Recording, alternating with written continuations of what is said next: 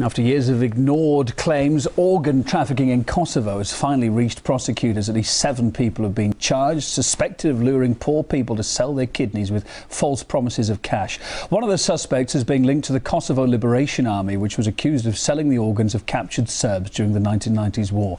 RT's Sarah Firth explains. Gruesome tale emerging here in Kosovo at the moment. An organised crime group, including a former health minister, involved in organ trafficking.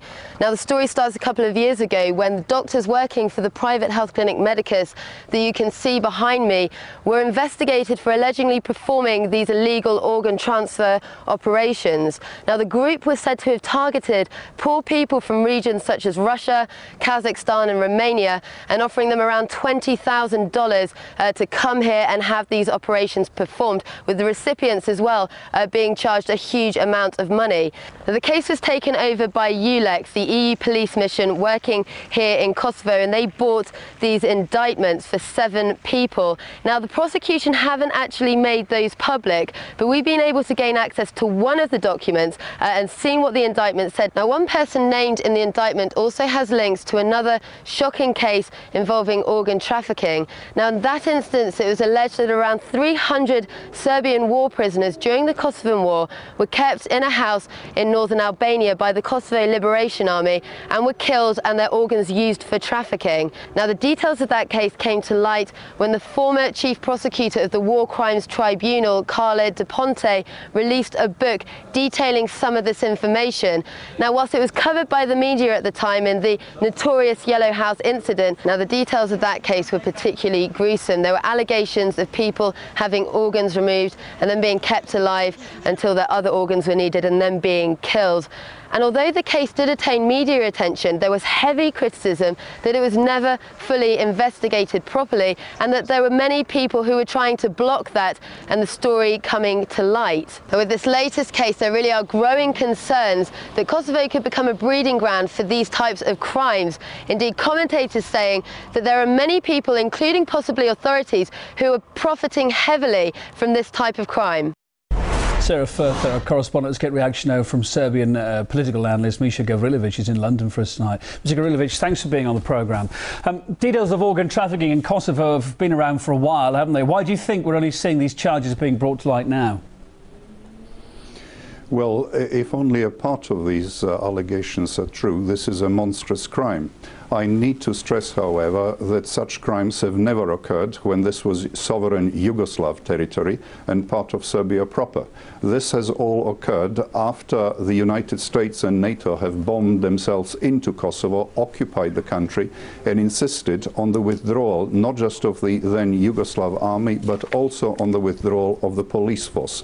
If you withdraw your police force from any area, anywhere in the world, then lawlessness will result. And we have had lawlessness not just in this organ trafficking, but in many other areas. Drug trafficking, most of the Serbian Orthodox churches have been destroyed meanwhile, and all this under the supervision of NATO. So whilst we are mentioning now some Kosovo Albanian participation there, which is certainly true, it is the occupying power that has to actually carry the heaviest responsibility. OK, I mean, that's a good insight into the history there, Mr. Gavrilovic, but I take it back to the question, why do you think these charges are coming out now?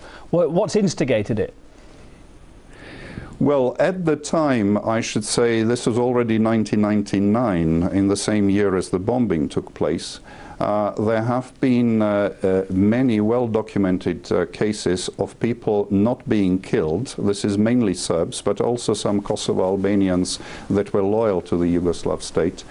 They were kidnapped. They simply disappeared, and there was no trace of them subsequently found. So some of those allegations resulted of the failure to respond to that. But one of the main reasons why such things will not have happened, of course, is because NATO and the countries participating in the occupation of Kosovo have to basically cover their own backs. And it is a very serious issue here with the European Union, which has been calling around for the recognition of Kosovo, a lawless state, to the countries that have not yet recognized it. So I think they also wanted to have this covered up. But now it is effectively an EU legal force of about 2,000 people who have come out with these allegations. I hope this is not going to be a whitewash. Kosovo has a long history, doesn't it, of being linked to organ trafficking. Why is that? Because of lawlessness. Organ trafficking unfortunately exists in other parts of the world, but the people who want it, it's basically a big business, of course. The people who do it don't do it on an ethnic basis, but do it because there is a lot of money in it. And the opportunity to set it up in a lawless environment, which has been existing in Kosovo for pretty much the last 10 years, is of course something that they would welcome, and I think that would be the main reason. One of those indicted is a senior health official in Kosovo. How worrying is it that the suspicion falls at such a high government level? Well, this is money, obviously, is attracting people in various positions of authority and power. So it would not surprise me as such, because this has occurred in certain other situations. But it is very worrying about the status of the Kosovo province, of course, and what other countries that have not as yet recognized Kosovo and how they're going to react to this. But obviously this is not a sovereign country that can properly be recognized by anyone until this whole situation is resolved and law and order brought into Kosovo. Political analyst Misha Gavrilovic joining us online from London tonight. Thanks for your thoughts here on RT.